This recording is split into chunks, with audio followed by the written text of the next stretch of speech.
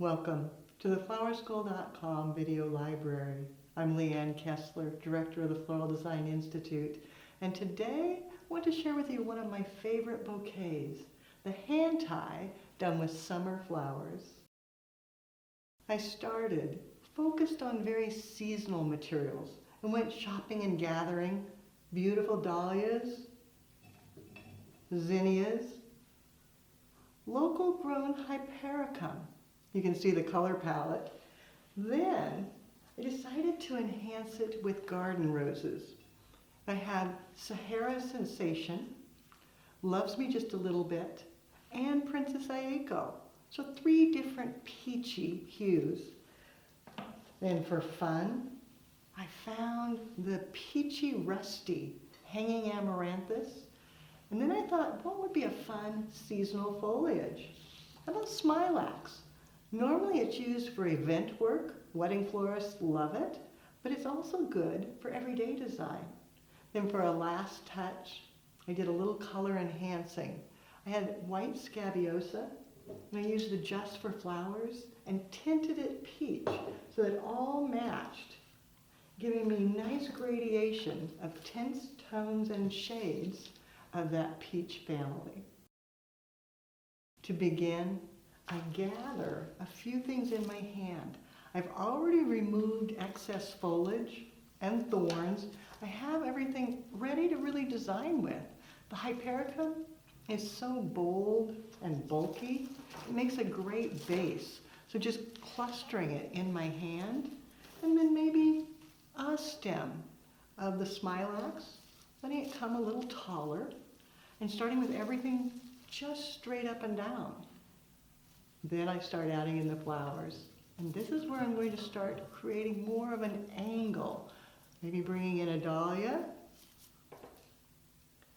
Thinking about angling to the side, nestling it in, then turning, maybe a second one, turning, bringing in one of the roses,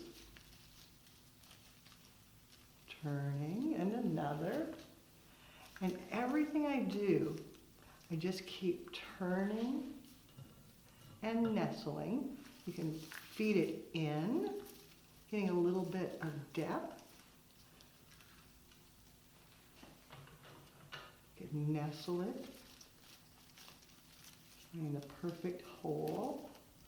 Always the stem angling in the same direction. Notice how the hypericum even helps to support the rose heads.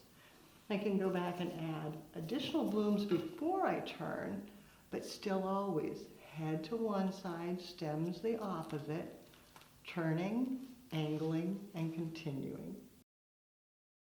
As I work, I like to have everything laid out right in front of me.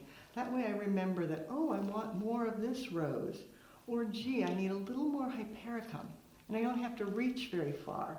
Maybe a little bit more of the smilax, giving it movement to the side, then turning.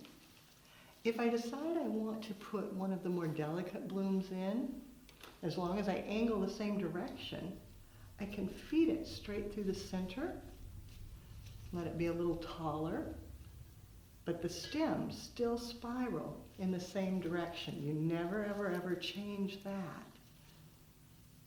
Tucking it, maybe doing 3 of them, and turning.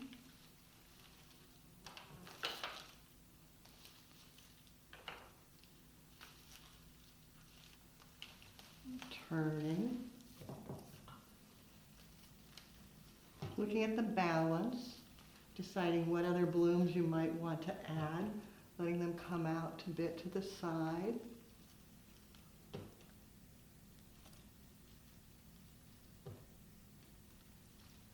And turning.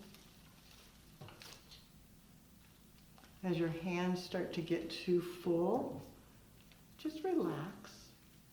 Don't squish too hard. If you hold it too tightly, your hand will cramp. Not be comfortable.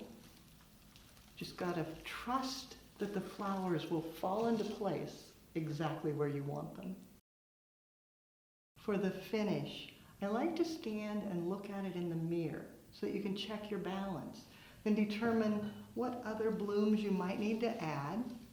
Adding a little more hypericum, turning, maybe another dahlia,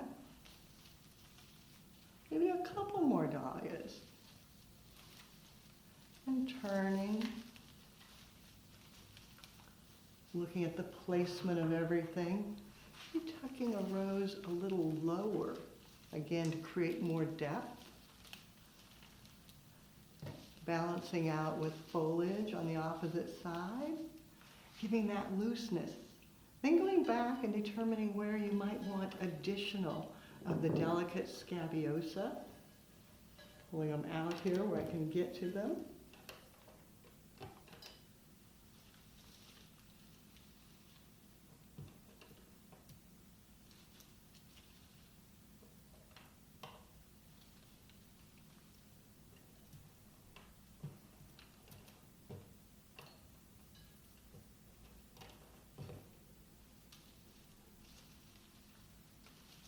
And looking and turning one more time, checking the mirror, checking your balance, and get ready to tie it off.